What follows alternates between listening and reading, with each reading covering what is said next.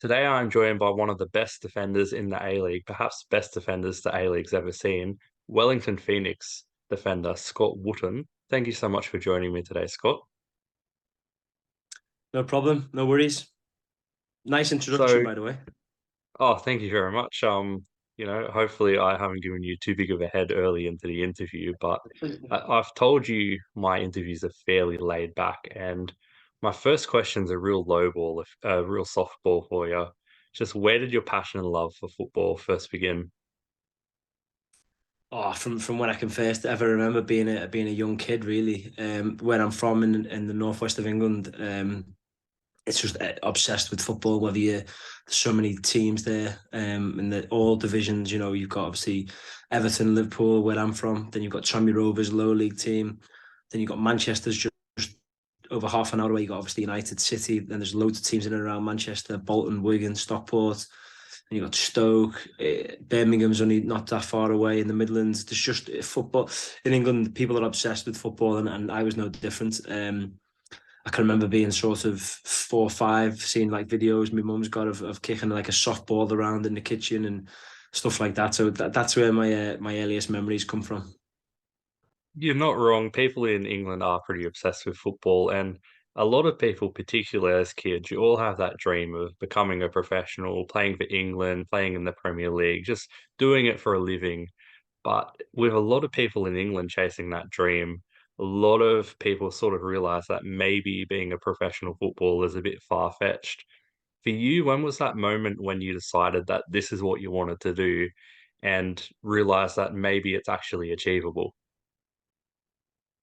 Yeah, I think when I've probably realised this is what I want to do, at probably around 12, 13, where I was in high school. Didn't really have a liking to any particular subjects or anything in school, and I think I was at Liverpool at the time, and you start going to matches, you start getting a glimpse of the players. You know, you go in the tunnel before games, you get start to get little snippets of what it could be like, and so that was probably the age I was at where I first really started to think this is what I want to do. But like you just said, you know, there's millions and millions of kids in England all want to do the same thing, so it's not easy. And then the first time that I probably thought, I remember realizing like I actually might have a chance, because I don't think you'd ever really, everyone wants to be a football baller, but until you sort of mature, I don't think you ever really think it's a possibility. You know, everyone wants to be the striker in the park or in the school playground scoring goals and stuff. But I remember I was 14 and I got asked to go. I was at Liverpool, and the head of the academy was a guy called Steve Highway, who was a brilliant player for Liverpool back in the 70s and 80s. He was the academy director, and he gave me a letter one day after training, and I had to give it to my school, and I had to take a week out of school to go on an end of season trip to America with the under 18s. And I think part of his like wording to persuade the school to make me come was that he'd only ever done it before with, I think it was 3 players. I think one was Michael Owen, one was Jamie Carragher, and another one was a player who had a good career, but not at Liverpool's level. And they were all 3 players who obviously, you know, Carragher and Owen speak for themselves, and the other player, I can't remember exactly what his name was, but he played like hundreds of games in the championship, I think. And that's what first of all made me realise, like, wow, bloody hell, if he's not comparing me to these players, but if he's trying to say that these are the players who've done what I've done at 14 to play for the under 18s in this particular pre end of season trip, then he obviously thinks a lot of me. And I think that was it. I always think it when people ask me that question. That was the first moment where I realised actually I might be all right at this, and it could be something potentially that, you know, upon finishing school, I do end up going full time. And you did mention you're quite young when you're in Liverpool's academy. A lot of these academies have players coming in and from, you're basically a kid and you're in these academies that are designed to try and help you become professional footballers. They have high standards. It's a lot different to playing, in the park for fun. What were some of the hardest lessons you learned when you started getting older, started getting more and more in these academies where they're taking it seriously, you're taking it seriously? Because as a young kid, it would be pretty hard not getting to go out and eat some hot chips or go with your friends and stuff like that. So what do you think were some of the hardest lessons you learned along the way? See, none of that type of stuff really bothered me because my parents done a good job of sort of letting me know that, listen, if that's what you want to do and that's what you want to be, then, if you've got a game on a Saturday, then unfortunately you can't be, wandering around the park drinking cans of beer on a Friday night. So I was quite driven of a young age. I think when I first realised it was getting serious and hard was just as you got older. I think when you're younger in these academies, they don't really release players, or it's all much just more for fun. But then as you get year by year, it gets a tad more serious each year. And then I remember my best mate, who I used to travel to the travel to the trainings with, spend time outside of football with him. I remember he got released. And I remember thinking like, wow, this is just how ruthless it is when you get to sort of 15, 16. The cut-off rate's huge. And then even more so at 18. And that was the first time where I remember thinking like, it is such a ruthless, because you hear about the numbers and the stats and all the parents would speak and how many kids make it and how low the percentages is and all that type of stuff. But I don't think, like I said earlier, I don't think you ever really think seriously about, you be the one who makes it or whatever. And I remember seeing my best mate get released and his sort of dreams were shattered and he was in tears. And I remember just thinking like, wow, it is as much fun as it is and how great it is ruthless at the same time. And speaking of ruthless, Manchester United, probably one of the most ruthless youth academies there is. You spent a lot of time there. They obviously have ridiculously high standards, particularly back in the day. The amount of talent that come through there, you and I could sit here for an hour naming them and we wouldn't be done. So high standards, high expectation, high pressure. What was it like being at Manchester United and being older when you first get to train with the first team, guys like Wayne Rooney, Giggs, Neville? What was that experience like?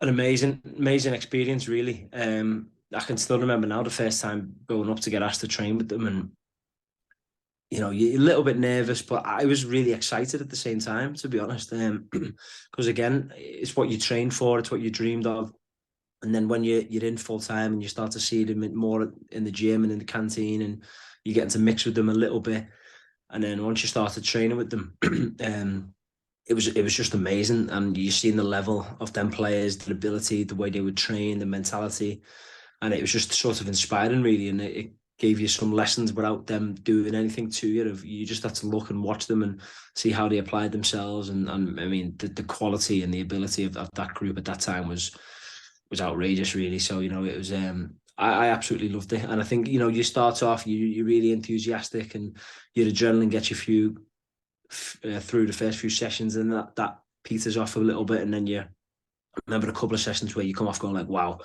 these are like next level. But then a few weeks, months go by, and you start to really find your feet, and you feel like you're at that training level. So no, I absolutely loved it. It was an amazing experience. We talked earlier about the dream of becoming a professional. Now, a lot of people come through these academies, but not many people actually make the step up, even great players from academy football to professional first team football. You did that. You made your professional debut actually not at Man United, it was at Tranmere Rovers on loan. What do you remember about that game? And personally, how do you think you went during your debut? Do you know what? Still to this day, it's the most nervous I've ever been for a game in my career. More than nervous than when I actually played for United, because a lot was spoken about when you're in the youth team and the reserves about what it takes to be a pro and the demands of first team football and men's football and playing for points and all that type of stuff. And then I remember with it being my hometown club and I spent time there as a young player. I only lived 5 minutes from the stadium, so it was kind of a nice moment, really. Um, so I remember being really nervous. I can remember the same lad who was in tears getting released. I remember dropping tickets off at his house, and I remember him just like looking at me, giving me a hug because I knew I was starting, and it was kind of like a nice moment. But I remember that night and that day being super nervous because I just didn't know really what to expect. You hear stories about what I think that was League One, what that type of football's like and stuff, and Man United, the football will be different, the quality's high, and then you go into a League One game, and it was just the unknown, really, that I think why I was so nervous. But I think it went really well. I remember making a few good tackles early on, and I still claim the equaliser. Funnily enough, I think Aaron Cresswell, who's gone on to have a brilliant career at West Ham, he got credited the goal from a wide free kick, but I actually glanced the header on, but I never got the credits. But we actually drew 1-1 against Brighton, who were top of the league. They got promoted that year. Players like Ashley Barnes played, Lewis Dunk, I think, played.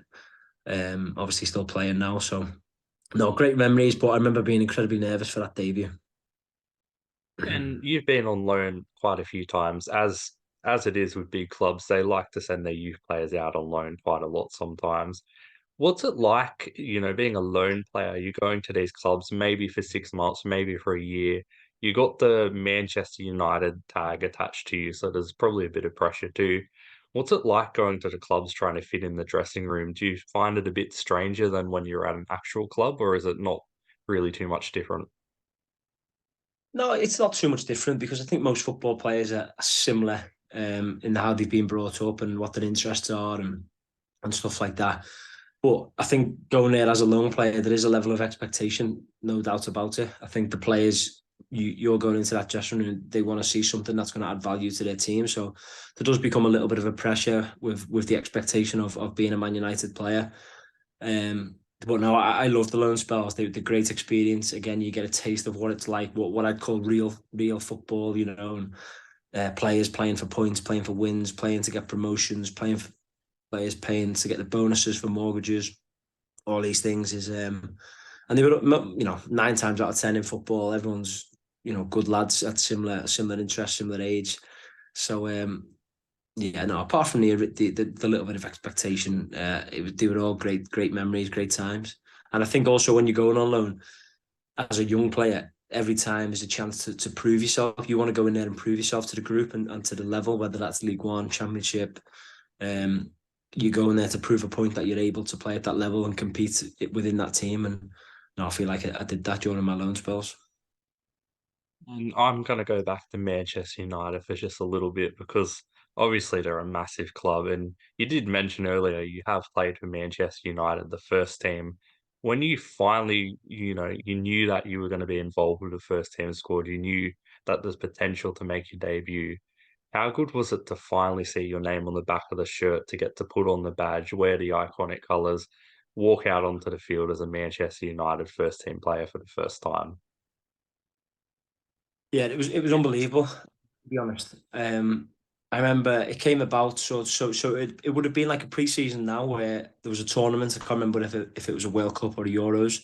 So a few of the first team players didn't go. I don't think Rooney went to it.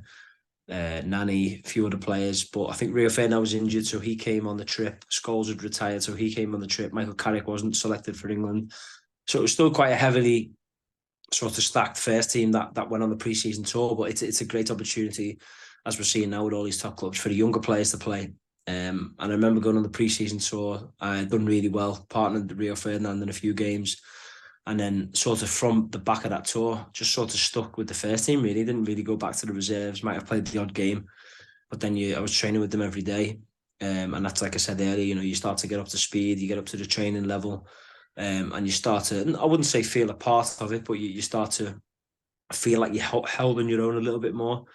Um, and then I remember making me competitive debut was against Newcastle on Old Trafford. It was an amazing feeling. But what you said there about putting on the kit, and I always remember the first game of the pre-season, just coming out sort of, as you're getting ready to go out in the tunnel, um, getting ready, getting your shin pads on, and the manager would always stand at the door and shake everyone's hand. And I remember lining up in the tunnel, and just by chance, I was stood behind Michael Carrick, and I remember just looking at his name on the back of his shirt and just being like, "Wow, I'm stood behind Michael Carrick here." He was an unbelievable player, massively underrated player, and I think that was sort of like a bit, not a pinch me moment, but a moment where I just remember being like, "Wow," even though it wasn't competitive at that time, thinking like I've played for Man United.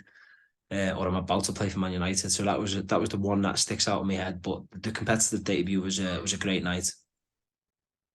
And the Champions League, we all know the Champions League. It's got the iconic song.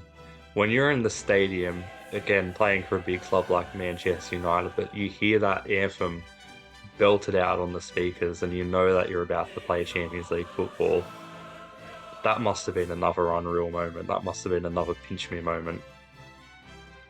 Yeah, exactly what you've just said. That moment where you're lined up on the pitch, it's always a night game. Night games are always special. Listening to that music, that's something that I feel very, very lucky and very privileged to be able to say. I played in that competition. Not many players, or there's loads of amazing players, um, whose teams or clubs won't quite make it to the Champions League. So, for me to just play a handful of games is something special that I'll cherish forever. Really. And you talked about the English lower leagues, how tough they are. One of the leagues that's widely considered as probably the toughest on planet Earth is the Championship. You played in the Championship for a number of years with Leeds United, another massive club. Just how difficult is the Championship season? It's, almost 50 games, highly competitive. There's a lot of money on stake. How difficult is it, both from a physical and a mental aspect, to do this long season? Yeah, it's so tough. So tough. Like you say, physically and mentally. The physically, just to churn out, every game you're probably running 10 and a half, 11K. Because that's, the quality obviously isn't as high as the Premier League, but that's where they make up for it in a running physical aspect. So your body takes a lot of strain. And then mentally to get over games and get prepared for the next game, there's the big squads, there's big money, so you're constantly in and out the team. So there's mental challenges there. You might have a run. Sometimes you might. I had a few injuries that I was out of the team for a while with injuries. Sometimes you're getting dropped. All these things. So mentally, it's a very very tough as well. I'd actually say mentally probably harder than physically, really, because I think once you get to a match fitness and a match level, you can kind of bob along, and you don't train that much in the championship because you're always playing. But no, great chat. It's an amazing league. Anyone beats everyone. It is very entertaining. The football is getting better, I think, all the time because the quality and the money is filtering down, so they're able to bring in better players, better managers, etc. But it is very very entertaining. Some of the goals and some of the games you see, and like I said before, anyone can beat anyone. I think at the time, I think it probably still is now. I think it was like the sixth best league in Europe at the time in terms of like salaries and attendances and all stuff like that. So no, it was great to play so many games at that level, and I'll look back on that as well with a lot of good memories. And you're obviously a defender. You're a centre back. You're a very good centre back. But you were talking earlier about people wanting to be strikers and whatnot. At Leeds United, you kind of got used a bit of time as a right back, but also a bit of time as a defensive midfielder. Is that a position that you enjoyed playing in, or were you more out of your depth and more comfortable being a centre back? I enjoyed me. I only played. I think I played a couple of times for Leeds in midfield, and I played in Notts Forest on loan in the Championship in midfield. I played quite a lot at right back for Leeds for 2 seasons, really. And yeah, I enjoyed it. There were certain things about my game that suited right back, and then there's probably other things that would have suited centre back. Centre backs don't really like being dragged out wide, but I felt like it was good for my game to get a lot of experience out at right back to be in those uncomfortable positions. But then I enjoyed sort of the passing ranges and picking passes and stuff from right back. You probably get a bit more of the ball at times in the championship. Not so much nowadays in the A League or in the leagues because I think the game's changing slightly. So yeah, no, I really enjoyed it. I think it helped me in the long term. I think it helped my fitness levels, being out wide, constantly being up and down. But there's obviously certain attributes that more attacking right backs had that I was more of a defensive right back. I enjoyed midfield. I found it difficult at times because when you're a centre back, the game's always in front of you. Whereas in midfield, you've got to have eyes in the back of your head. You've always got to be scanning, which I wasn't naturally used to because I hadn't played there that much. But again, I liked being on the ball. I liked picking passes. Um, so yeah, no, I again just good experiences. I enjoyed it. And to play, I think you said earlier, Leeds is a huge club, so to play, decent amount of games there was a great experience. After a pretty good career in the English lower leagues, as you mentioned, a lot of games in the Championship, a lot of games in League One, League Two. What made you decide to make the drastic move to go, all across the world to Australia, or sorry, the A League, the Australian League, join Wellington Phoenix, an unknown club, an unknown quantity for you? Like, what made you decide to make that move? I asked that pretty shit. Sometimes I'll start a sentence and I don't even know where it's going. I just hope I find it along the way. Like an improv conversation. Improvisation. I just think, to be honest, I wasn't happy with the trajectory and the direction my career was going in England. I sort of look at it as, obviously I had the games at United, which was great, a handful of games, and then I'd say from sort of 1920 to 24, 25, I was a championship player. I went on loan to Peterborough and Notts Forest, signed for Leeds, all in the championship, and then left Leeds, went to MK Dons with the idea to they just being relegated from the championship. So the idea was to bounce straight back in League One. I knew they had a really, really strong team because I'd played against them the year before. And then after I sorted the downfall, I done my cruciate. I sort of missed that whole season. So then the next season came back, and then we ended up getting relegated at MK Dons. So I'd sort of gone from within 2 years of being like a sort of like a championship player to 18 months, 2 years later, being relegated from League One. Then I went to Plymouth, same story, got injured, missed a lot of that season. We got relegated. So then like like I just said, you've gone from being a championship player to now being in League Two, not even League One. So anyway, played that season, played most of the game. We got back promoted. That was a good time actually. I look back on, but overall, I was at a point where I knew realistically it was going to be tough for me to get back to the championship because I'd missed a lot of football through injuries and a couple of relegations. And I just fancied a change. I didn't want to be bouncing around the lower leagues, on 1 year contracts, to just bouncing around from club to club and become a bit of a journeyman. I really didn't want that for myself. So I reached out to, or I spoke to David Ball, who I played with at Peterborough in one of my loan spells. He was obviously here at Wellington. He put me in touch with his agents. His agent said he'd keep an eye out in the A-League for me. He thought I had a good profile for this league, and you've seen the likes of like Jay O'Shea, Tom Aldred, Gary Hooper, I think Ryan Shott and Cal McManaman, these types of players were coming from England to the A-League, and I thought, well, a few of them have probably had better CVs than me, but then I've probably got a better CV than a lot of them. So I just thought, yeah, why not? If something comes up, then I'd go for it. I knew about Australia because my parents used to live in Australia before I was born, and they loved it. I always used to remember them hearing talk about how amazing the lifestyle was and what a great country it was. And then when this came about, I just jumped at it. There was no hesitation. I just, yeah. And I actually think it's been a great decision. This is coming into my fourth season now. So it's something I look back on, and I think I definitely made the right decision. It's always fascinating for me speaking to foreign footballers who come to the A-League. Most of them come to Australia because they don't really have a good idea of what Australia is because they might just see it in the movies like Crocodile Dundee and be totally surprised when they come here. You obviously, with your parents having lived in Australia, would know a lot about Australia, but New Zealand's a completely different quantity. There's not really a lot about it that foreign people know. In fact, it's often left off world maps. There's even Facebook pages called Maps Without New Zealand. So it's a bit of a bizarre country. What did you actually know about New Zealand before moving over there? And was there anything that once you started living in New Zealand, you found, interesting or different to what you expected? Um, I didn't know too much about New Zealand really. I knew I like cricket and stuff and rugby a little bit. And my school was a big rugby school, so I obviously knew about the All Blacks and the history that was involved with that. I knew that I remember watching England in a cricket test match in Christchurch and different places when I was younger in school. But other than that, not too much. I heard it was a beautiful country. I heard a lot of people I know who go traveling around Asia, Australia, New Zealand say it's one of the most stunning, most beautiful places that they've ever been to. Um, I think the shock is I think when people think of Australian weather, New Zealand weather isn't quite the same as what the Aussie weather is.